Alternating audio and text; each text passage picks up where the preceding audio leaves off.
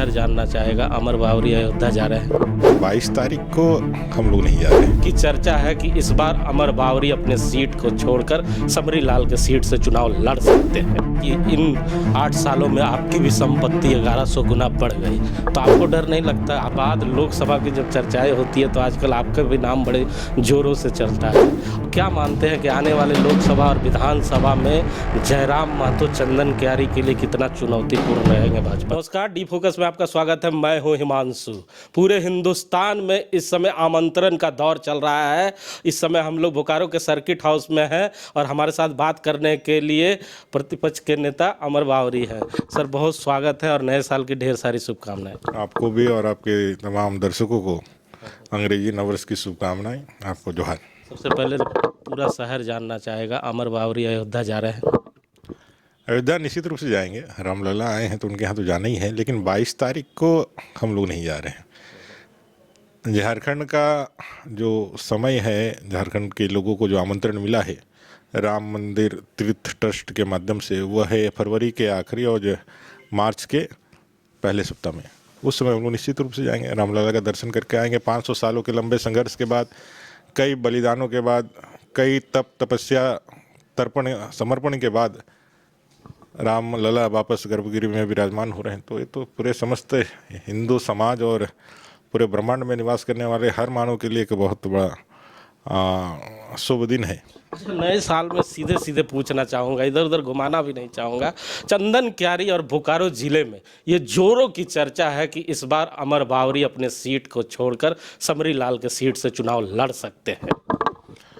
देखिए, भारतीय जनता पार्टी एक ऐसी पार्टी है जिसमें संभावनाएं जो लोग व्यक्त करते हैं, उन संभावनाओं का कोई मायने मतलब नहीं रहता है। चुनाव किसको लड़ना है, कहाँ से लड़ना है, यह हमारे केंद्रीय नेतृत्व और अपने जो पार्टी का जो काम करने का जो तरीका है वो तय करता है। मैं चंदन क्यारी का विधायक हूँ, 2 बार लगातार विधायक रहा हूँ। चंदन क्यारी के आशीर्वाद से आज इतनी दूर पहुँचा हूँ।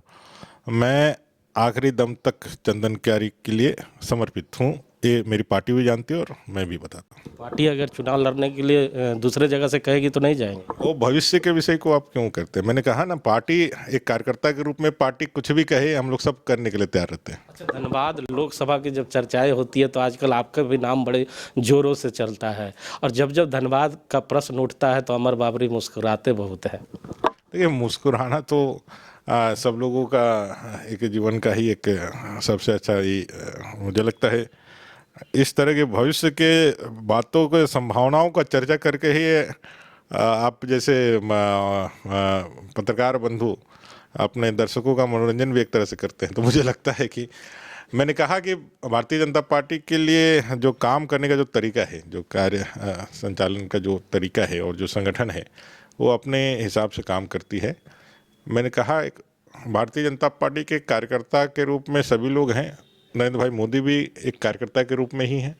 और पार्टी तय करेगी कि वो कहाँ से लड़ते हैं। बनारस से उनको लड़ाया गया, सांसद है। आगे कहाँ से लड़ाना है पार्टी तय करती है और पार्टी यहाँ से तय करेगी, जिसको जहाँ देगी। हम लोगों में एक कहीं इफ और वट का मामला नहीं होता है।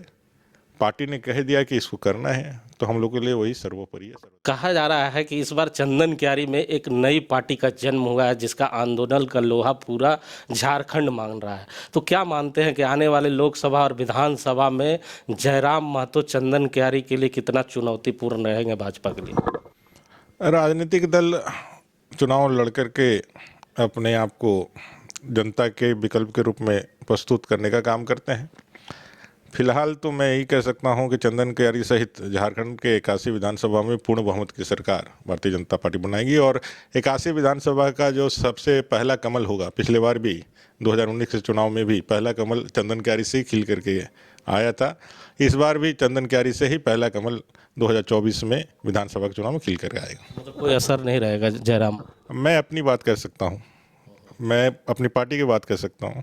चंदन क्यारी में 2024 के चुनाव में ऐतिहासिक मतों के साथ भारतीय जनता पार्टी वहां से कमल खिला करके 81 विधानसभा में पहला कमल दे करके पूर्ण बहुमत की सरकार भारतीय जनता पार्टी के नेतृत्व में बनेगी। डर है और डर अच्छे भी हैं, डर होना भी चाहिए। विशेषकर भ्रष्टाचारियों को, गलत काम करने वाले लोगों का, जिन्होंने नियम तोड़ा है, उनके ऊपर कार्रवाई का डर बना ही रहना चाहिए।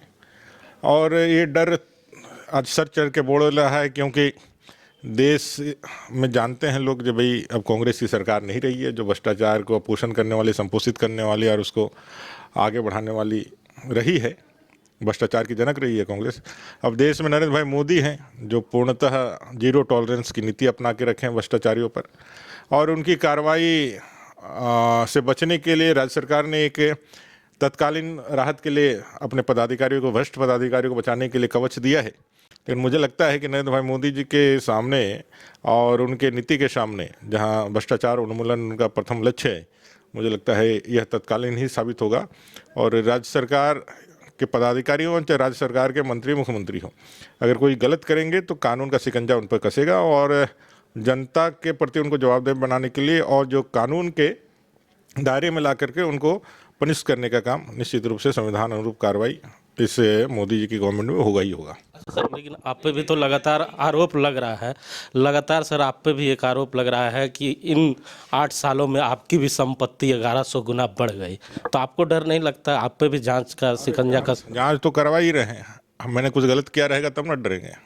हमने कुछ गलत नहीं किया है, और हमने अपना जो डिक्लेरेशन दिया था उसी को आधार बना करके लोगों ने किया था, तो हमने तो उसका स्वागत भी किया। बोले जांच करिए, जो गलत करेगा वो डरेगा, जो गलत नहीं करेगा उसको क्या चीज़ का डर है। राजनीतिक कारणों से अगर यदि किसी को आप उलझाए फंसाए और उसको आवाज़ को दबाना चाहते हैं, तो भाई ये चंदन कारी का मिट्टी का बेटा है, और हम लोग भारतीय जनता पार्टी के कार्यकर्ता और सिपाही हैं।